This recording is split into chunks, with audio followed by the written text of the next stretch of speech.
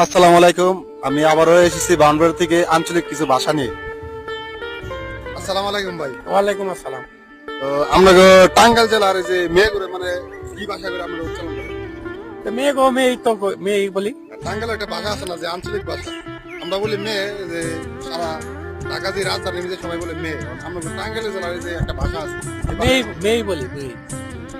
আপনার প্রশ্ন তো হয় নাই। আমরা টাঙ্গাইলে একটা লোক বলছে কি যে আপনার মেয়েগুলো একটা ভাষা আছে যে ওই ভাষাটা আপনি বলেন। তো মেয়েই তো বলি। গেদা শব্দ কি? ও ওটার একটা আঞ্চলিক ভাষা আছে কয় গাদা গেতি। গেদা কি এটা আপনি মেয়েদেরকে কি বলে? মেয়েদের গেতি বলে আর ছেলেদেরকে কি বলে? গেদা। গেদা। আপনাদের এলাকার যে রাস্তার আঞ্চলিক ভাষা কি বলে?